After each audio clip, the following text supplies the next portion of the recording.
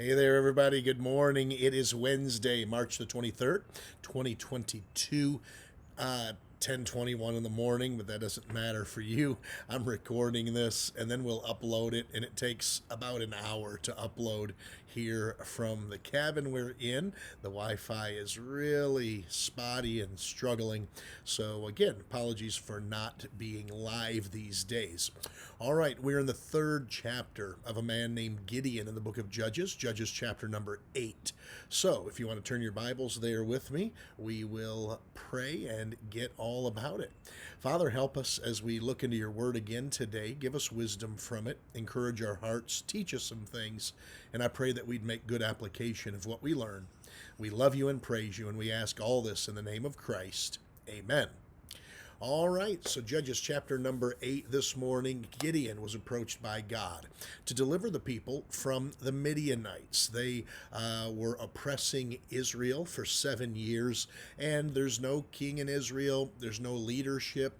Gideon's a very timid and cowardly man. And God comes to him, and Gideon asks God to prove that this is exactly what he wants him to do, and that it's indeed God talking to him. And the Lord does that for Gideon in a couple of different ways.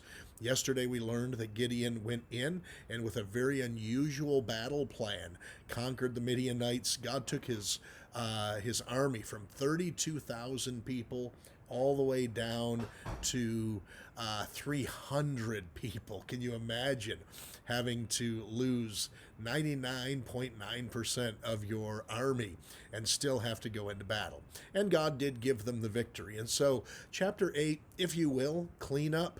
That's a weird word maybe, but I've heard military veterans, battlefield veterans use that terminology. Once the war is pretty much over, or it's been declared over, there's still work to be done. There are things that have to be set in order. Sometimes buildings have to be rebuilt. Sometimes we send troops in to help countries restabilize themselves. Sometimes we have to go in and get our equipment, get them out, that type of thing. So it's that period of time. Gideon's still chasing after a couple princes and a couple kings, and he's asking for some help here. So, Judges chapter 8, let's get into it. There's 35 verses, so we got a lot of work to do. And the men of Ephraim said unto him, Why hast thou served us thus, that thou callest us not, when thou wentest to fight with the Midianites? And they did chide with him sharply. All right, so here Ephraim is a tribe of Israel, and they're put off that Gideon didn't call them first to head into battle with him. There were about 4 or 5 tribes, if I'm not mistaken, that he did reach out to, but he didn't reach out to everybody. He reached out to certain tribes, and they went with him down into the battle. Ephraim wasn't one of the ones that he initially called, although he did call them later on. And so look at this, how ungrateful. Here they are, they've just been delivered from the hands of their enemies, and the first thing they do after being delivered is turn to their leader and say, yeah, well, we didn't get to fight the way we wanted to fight. We didn't get to use the weapons we wanted to use. We didn't get to go when we wanted to go. You know what? How about thank you rather than chiding with me, as the Bible uses. They chided with him sharply. Now, Gideon's come a long way from chapter 6. Chapter 6, he's this coward hiding in a threshing floor from the Midianites in a winepress threshing wheat. And so, and he's scared to do any of this. Now he's leading these people. He's pursuing these princes and kings that have escaped. So how does he respond? He responds with a great deal of wisdom. Look how he talks to these people. And he said unto them, What have I done now in comparison of you? Is not the gleaning of the grapes of Ephraim better than the vintage of Abiezer? Remember, Gideon is from Abiezer. And he's saying here, isn't the gleaning of the grapes of Ephraim better than the vintage of Abiezer? He said, you guys are so much better than me. You know, gleaning is after the harvest has been made. There are still some grapes left on the vine. God told his people to always leave some things behind so that the poor or travelers could come through and glean from it. And he's saying that the leftovers from Ephraim are better than the vintage of Abiezer. After the grapes have been processed and the juice has been made, the best vintage of all. So the best that Abiezer has to offer is not as good as the leftovers of Ephraim. Isn't that something?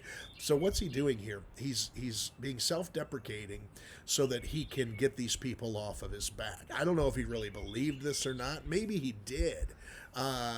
Ephraim is mentioned far more often than Abiezer is in the Bible, and it has a great reputation. So maybe he's being sincere in it.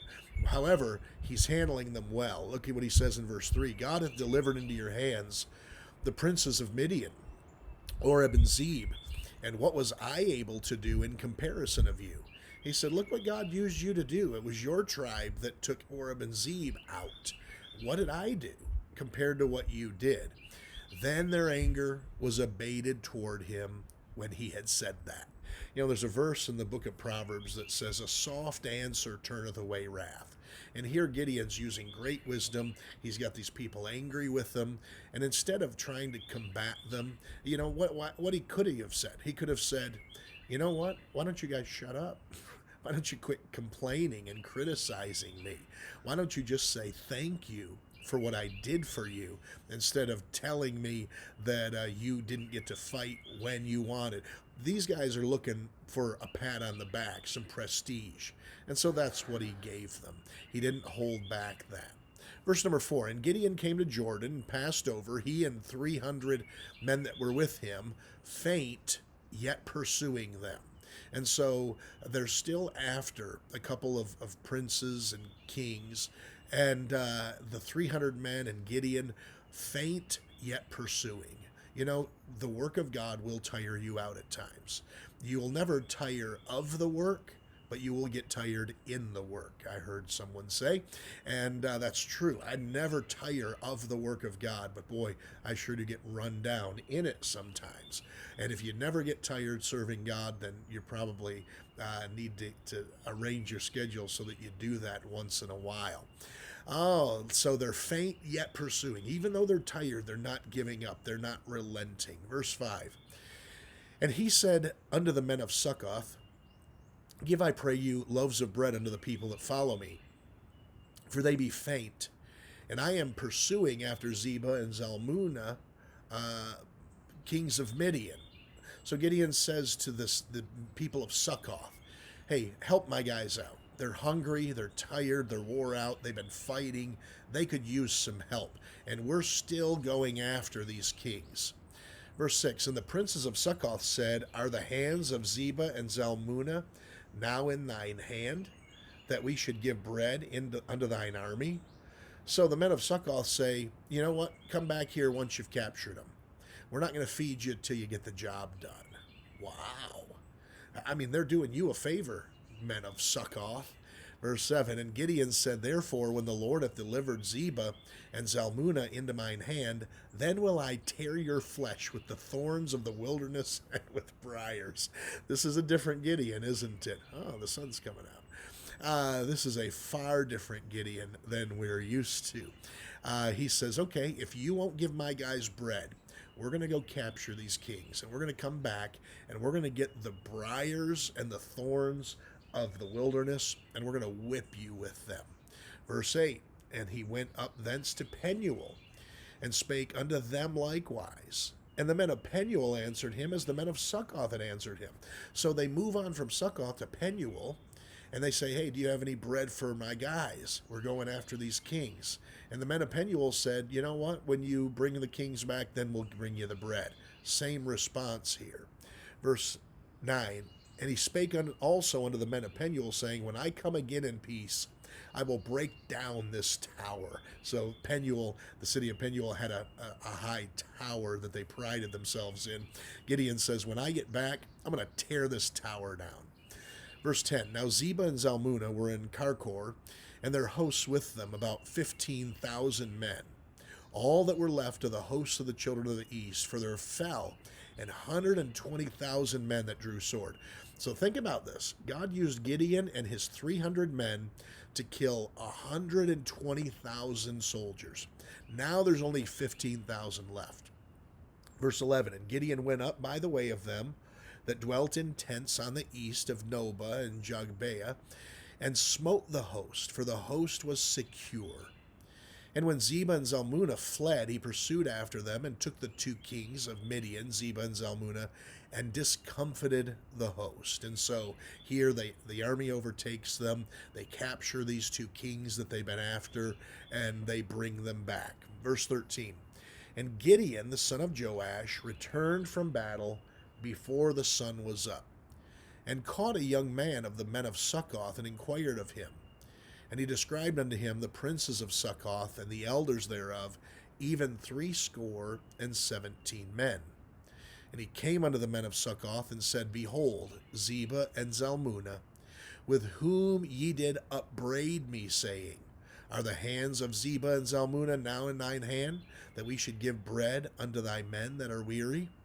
And he took the elders of the city, and thorns of the wilderness and briars, and with them, look at how it's phrased, he taught the men of Succoth, and he beat down the tower of Penuel, and slew the men of the city. So Gideon, he is on a rampage now. There is no one stopping him.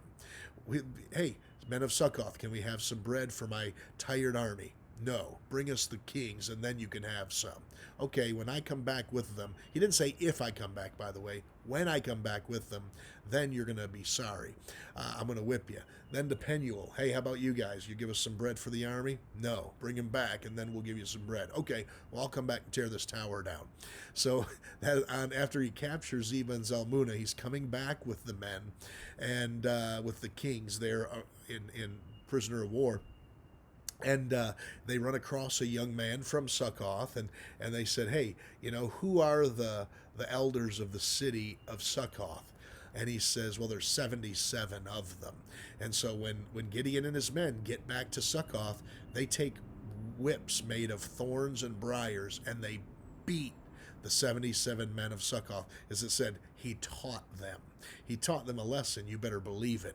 And those elders, the leaders of Succoth, they suffer that in front of their own people. Then he gets to Penuel, and he does what he said. He tears that tower down, and then he did something he didn't say he was going to do, and he ends up killing the men of Penuel. Verse 18, Then said he unto Zebah and Zalmunna, What manner of men were they whom ye slew at Tabor? And they answered, As thou art, so were they. Each one resembled the children of a king. So Gideon has an idea here that these two men killed his brothers. And so he asked them, what did they look like? And they said, well, they look kind of like you. Verse 19, And he said, They were my brethren, even the sons of my mother.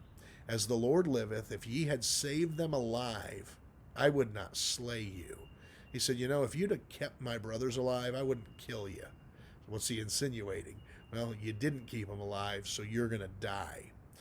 Verse 20, And he said unto Jether, his firstborn, so this is Gideon talking to his firstborn son, Up and slay them. So Gideon tells his son, Kill these two kings. But the youth drew not his sword, for he feared, because he was yet a youth. So Gideon's trying to train his son to be tough and to be battle-hardened, something Gideon was not before all of this. But he won't do it. He's too young. He's scared to do it. Then Zebah and Zalmunna said, Rise thou and fall upon us, for as the man is, so is his strength. And Gideon arose and slew Zebah and Zalmunna, and took away the ornaments that were on their camels' necks. Of course, a king would have some kind of decorum around the neck of his camel to prove that he was the king and so forth. So Gideon kills the two of them, and they know they deserve to die. As far as they're concerned, Gideon is the leader of Israel, even though he's not technically a king, he's just a judge. And so they know they deserve to die. They killed all of his brothers, and so he kills them. Verse 22, Then the men of Israel said unto Gideon, Rule thou over us, both thou and thy son's son also, for thou hast delivered us from the hand of Midian. So now the people are calling upon Gideon to become their king and to rule them. And look what he says. And Gideon said unto them, I will not rule over you, neither shall my son rule over you. The Lord shall rule over you. That's big. That's what a leader is supposed to do. A leader is supposed to point his people to the Lord. And God wanted to be the leader of the people of Israel. But they always crave that human leadership, don't they? They want Gideon now to be their king. Remember at the beginning, they weren't ready to follow him. They didn't believe he was the guy, but God made him into the guy. Whatever job God has for you, he will prepare you for that job. Even though you may not be prepared when you're called, he will get you ready for it. Verse 24. And Gideon said unto them, I would desire a request of you. So now there is a little bit of carnality about Gideon, and we're about to see there's a downward spiral here from this point on. It's interesting. Someone once said about Gideon, he handled adversity really well, but he didn't handle success well. And a lot of people are that way. They can handle the struggle. They can't handle the success. They don't know how to keep their passions, their lusts, their flesh in check. Gideon said unto them, I would desire a request of you, that you would give me every man the earrings of his prey. For they had golden earrings because they were Ishmaelites. So all these Ishmaelites that they killed, the men, you kill somebody, you loot his body, you take his earrings, you take the gold, the money, his phone, whatever he's got, you take it. And they all did. And he said, you know what? I only want one thing from you. I don't want to be your king, but if you want to do something for me, each of you just give me the earrings of the men you killed. Doesn't sound like a lot, but accumulatively, it was a lot. Verse 25, and they answered, we will willingly give them. And they spread a garment and did cast therein every man the earrings of his prey. The weight of the golden earrings that he requested was 1,700 shekels of gold, beside ornaments and collars and purple raiment that was on the kings of Midian, and beside the chains that were about their camels' necks. I'm told that many shekels of gold is about 50 pounds of gold. That would be a fortune, wouldn't it? So Gideon immediately becomes extremely wealthy. Next verse, 27. And Gideon made an ephod thereof. Now this is where he starts going awry again. So first, he doesn't want to be their king. He wants them to follow the Lord, but he's okay being rich and profiting off of the efforts of those men. And now he takes this gold and he makes an ephod. If you remember from the Pentateuch, Leviticus, Numbers, those books there, even Exodus maybe, you're going to find that the priests wore linen ephods. Linen, of course, is a woven garment. So he's making a golden ephod. Gideon made an ephod thereof and put it in his city, even in Ophrah. So apparently a shirt made out of gold, and it probably wasn't intended to be worn. It's probably almost like we'd put up a statue of a soldier to commemorate the war or the battle or the soldiers that fought in it. So he creates this golden ephod and puts it on display in his hometown. And look what happens. And all Israel went thither a-whoring after it, which thing became a snare unto Gideon and to his house. So what that means is they started to worship it. And so God never told Gideon to make this thing. He never told him to put it up as a memorial. God doesn't want graven images of things so that we might turn to them and worship them. It became a snare to Israel and a snare to Gideon. Verse 28, and this wraps up the story here. Thus was Midian subdued before the children of Israel, so that they lifted up their heads no more. And the country was in quietness 40 years in the days of Gideon. So now 7 years of Midian captivity, 40 years of peace. And Jerubbaal, the son of Joash, went and dwelt in his own house. Do you remember who Jerubbaal is? It's Gideon. He goes by those two names. And Gideon had 70 sons of his body begotten, for he had many wives. So now here's another indulgence of the flesh. Gideon probably couldn't get any girls before all of this happened. I'm kidding there. But, he's scared. He's hiding, threshing wheat in a wine press, and God calls him, and I don't know, I can't do this. This little real timid, weak man. Now he's got 70 children. In fact, 70 sons. Doesn't say how many children total. 70 sons. That's a lot of kids. How did one woman bear him 70? Absolutely not. He had a massive amount of women. You'd call them a harem, maybe, for he had many wives. And his concubine that was in Shechem, she also bare him a son whose name he called Abimelech. So these guys, let's say the power hits them, and also the amount of money he had, the number of wives you would have and children you would have was indicative of your wealth. And so many men of the Old Testament period would amass a harem of wives and have scores of children, just as Gideon did, to flaunt their wealth. And so you see here, Gideon has gone from this humble, meek, timid, even cowardly man to this very proud, strong, arrogant man who wants people to know just how strong and powerful he is. Maybe a Napoleon complex, if you want to call it that. Then he has this son named Abimelech, and we'll deal with Abimelech tomorrow in the next chapter.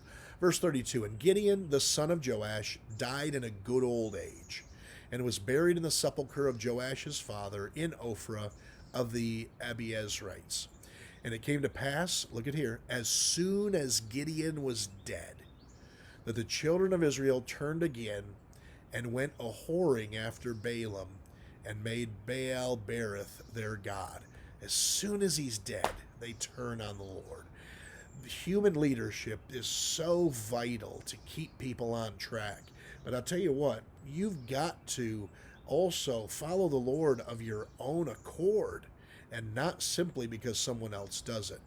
Verse 34, and the children of Israel remembered not the Lord their God, who had delivered them out of the hands of all their enemies on every side, neither showed they kindness to the house of Jerubbaal, namely Gideon, according to all the goodness which he had showed unto Israel. So the people that he served did not meet him halfway. They did not come back and do for him after what he had done for them. And by the way, when you serve people, don't serve them for what they can do for you. In fact, don't serve them even for their gratitude. Don't expect gratitude.